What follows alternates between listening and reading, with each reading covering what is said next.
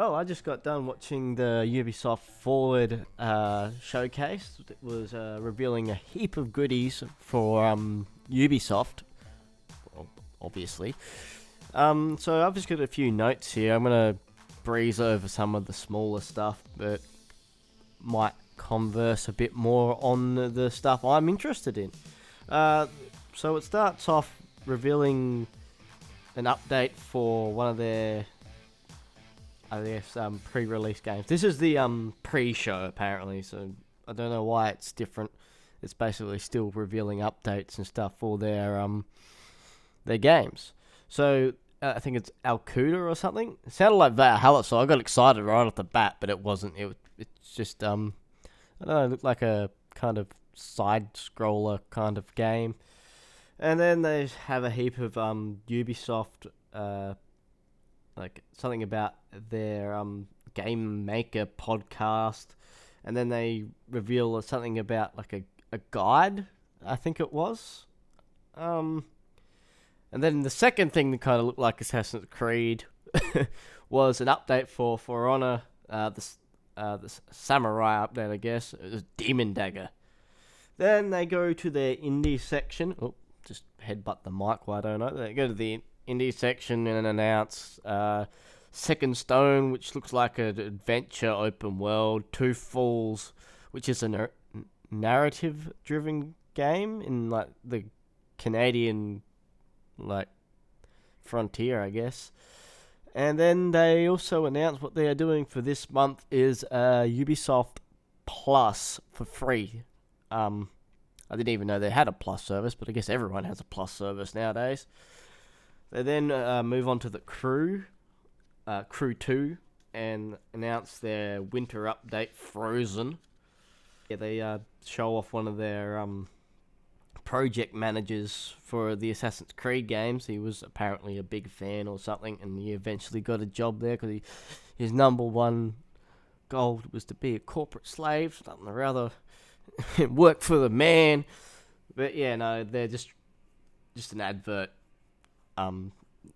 For say that they've got heaps of available jobs. They then announce an update for Anno 1800, which is like a city builder, new world game. It's like isometric strategy and whatnot. And then they announce a photo mode competition. And yeah, okay. Yeah, that's basically it for the pre-show there, sorry. And yeah, everything they show is basically the stuff that's less important to them or most people, I guess, like just indie games and some of their older titles like For Honor. God, that's been going for a while. Anyway, so they start off the proper showcase with a Mario and Rabbids Sparks of Hope thing. It's just goofy shit. They show off a quest for their Sparks of Hope game.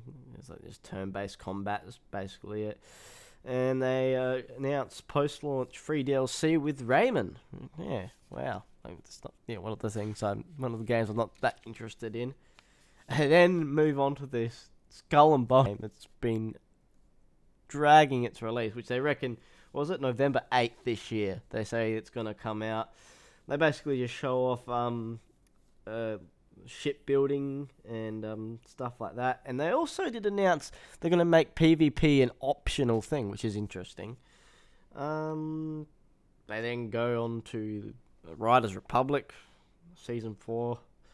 They then also announce more updates for the Division 2. Two major updates. Next in a couple of weeks, like the next one comes out in a couple of weeks, and the other at the end of the year. And then they also say that the one at the end of the year is going to continue the main story. I have not played the Division 2. I played a bit of the first one, but it was just one of those grindy multiplayer games. And they say they're going to have more coming next year, like a Season 5 or something or other. That also, I'm not sure if this is an announcement, but a new Division game called Division Heartland, which is in a town of America called Silver Creek. I'm not American. I don't know where that is. It's the Heartlands, I guess. Which is going to be like a survival shooter. I don't think they said it was multiplayer, which might pique my interest. But it's also free to play, so we can expect microtransaction more than likely. They also announced, I'm not sure again if they're announcing this or it's just thing, is the Division Resurgence, which is a mobile multiplayer game, story, and they announced a closed beta for that. They also announced Rainbow Six Siege mobile mode. So that game was pretty fun. I played a couple of rounds with that with my mates. They say, which is confusing because they say closed beta is in fall of 2022. This is American fall. I don't know what that is either. And they also said that the closed beta will be out this Monday, which is tomorrow for the Americans. But it's not going to be in Australia, so I don't know why I bothered announcing that. I don't know. I can see that being quite successful, actually. But yeah, I just gotta get around using your touch controls and stuff. That's why I don't really like mobile shooters. You just have to be so tinkery with it. And then what happens is Netflix has a segment. It's announces 2 games coming out next year, partnered with Ubisoft, which is a Valiant Hearts 2 and Mighty Quest, both coming out next year. But they also announce an Assassin's Creed series, live action series, and a game, which they do get on, like they do explain a little bit more to it, not a lot more, but eventually. And then another thing that has Quest as the second name is, I think, Apple Plus. So they're getting in with their subscription services, which is a series about a gaming studio and its game. And like just from the trailer, oh my god, the humor looks so cringe. Oh crap. Another one that took me kind of by surprise that I haven't heard of before, that comes after all the streaming service stuff, is Trackmania. I don't think I've ever seen this one before. It shows off an F1 car. It looks like very Wipeout from the old PlayStation 1 days. I think that's recently come out on the PlayStation Plus, the most expensive one, lets you play classic games. Sci-fi racer. Apparently, it's cross-play against with all platforms. Free to play, no microtransactions, but they say they have a premium mode with like social settings or something or other. It also has a track creator or something. They say it's coming out next year, or it's being re-released next year, something like that. Another thing that's announced is Rocksmith Plus. I'm not sure if it's announced again.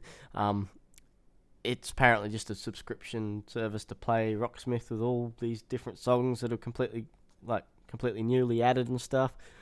And then Just Dance is announced again. Well, not announced. I suppose it's not announced. It's looks cringe also. And then we finally get onto the part that I have been, like, the whole reason I really wanted to watch this. I mean, sure, the Division stuff seemed cool. I like the idea of them bringing like a shooter like Rainbow Six to the mobile, so to more customers, because that's a pretty fun game. I mean, I never got right into it, but yeah, it'd be interesting to see how that goes and see how much they can monetize it, like Ubisoft do nowadays. EA 2.0 cough. But yeah, so let's get on to the Assassin's Creed stuff. They're announcing their new game, which is coming out next year, Assassin's Creed Mirage, where where they actually have the lady from The Expanse. I got her name here. It's like hard to say because it's a different nationality than I'm used to, but I'll try and butcher it. Shori Agalaslu? Sorry. But yeah, she apparently voices the mentor in the game, and you're actually playing as Basim from Assassin's Creed Valhalla, he is actually the assassin, or the hidden one, that gives Eivor his hidden blade. So this is his origin story. And without trying to spoil too much from Valhalla, because it's fairly new, I understand, still. Came out a couple of years ago, but... and they've also mentioned it's going back to its root, and it's more of a narrative. Don't say no RPG, but I guess that's what they mean. It's a more narrative-driven... And by looking at the trailer they released, it's looking very, like, AC1 and 2. I have heard that they are still using their engine from Valhalla and Origins and Odyssey and whatnot. But yeah, Roseanne is the name of the lady from Expanse's character, and as I said, she is the mentor of Basim. So yeah, they announce it comes out 2023. They don't really give a date; they just say 2023. So comes with a pre-order bonus mission, like most Assassin's Creed games have been coming with. Like, I think Valhalla came with this Way of the Berserker one, I think it was. And they also announced the Collector's Edition, which if you want something to collect dust, you should buy, I guess. And yeah, after all that, that's the Mirage announcement. They don't really give much more than that. Never compromise the Brotherhood.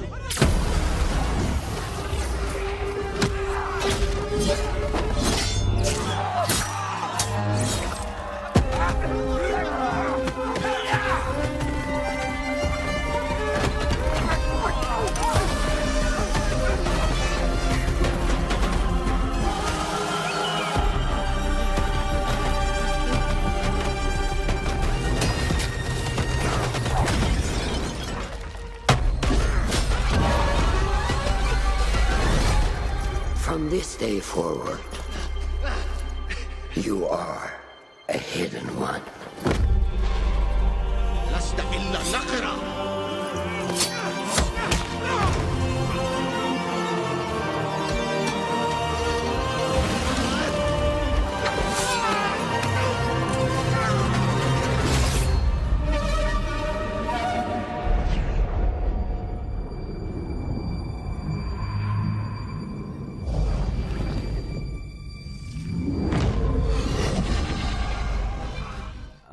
They also announced an Assassin's Creed documentary, Beyond the Creed it's called. Apparently you can just watch that on the YouTube channel of Ubisoft. I'll leave a link to that in the description if I can find it, I guess, if you are interested. And then they also announced the last DLC for Valhalla, well, I guess, like the last main DLC, which is free. It's called The Last Chapter. And it's supposed to wrap up Eivor's story. It doesn't tell you much. It just hopefully it's set in the main world, because getting sick of this Odin stuff. But it does show in the trailer Odin and Eivor sitting next to each other. So don't know. Who knows? It could be a bit of both. But yeah, they just say it's a quest line to wrap up Eivor's story. And now, they announce yet another mobile game, code-named Assassin's Creed Jade. And it's set in ancient China, so that'd be pretty cool. Like, get to climb the Great Wall and stuff. And apparently it's the first Assassin's Creed where you create your own character. So, yeah, I'll probably be giving that a go. But I think I might have to get a controller attachment for my phone, or unless they release it on PC as well. But yeah, who knows? And then we go back to the Netflix series that was announced. They didn't really say much about it. They just re-mention it. And they also announced the mobile game, the third mobile game that they're going to be making as an Assassin's Creed title. And then they just show off a heap of teasers, basically, for Assassin's Creed Red, which is going to be the next mainline game after Mirage, apparently, which you get to be a fucking ninja, which is something that I guess everyone's been asking for since Assassin's Creed came out, which is going to be more of their RPG style like Valhalla, and it is set in feudal Japan, so yeah, ninja. Assassin's Creed Ninja. They also announced a really short teaser for something called Assassin's Creed Hexe, and they don't say anything, they just say, can't wait for fans to tear apart the trailer. And like, the trailer to me wasn't giving away a lot, but yeah, who knows. And then they finish it up with announcing Assassin's Creed Infinity, which has been a leaked code name for a while now, and they basically mention it is a game hub to connect all their games, which I'm not quite sure what that means. I'm guessing it has something to do with maybe their Ubisoft Plus thing. That it's hard to say. Like, they give that, and they also say they're interested in using this hub world to add multiplayer to Assassin's Creed, and they just basically wrap it up like that. So that was my quick thoughts straight after watching it. I had a few notes jotted down and stuff. I am excited for Assassin's Creed Mirage. I think that is going to be interesting. See how well they do old Assassin's Creed today. The Valhalla update, yeah, I'll probably play that. And yeah, basically all the Assassin's Creed things seem like something I'll want to have a shot at. Whether I do an Odyssey and play halfway through it and just give up because I'm bored, or I just love them. And yeah, as I said, the BASM thing seems to be where my interests are at most. Also, I might play that the Division survival shooter in the Heartlands if I fancy. Might have a look at that. What was it? The Trackmania. I think that was free to play, wasn't it? Yeah, I'll give that a go if I'm bored at some point.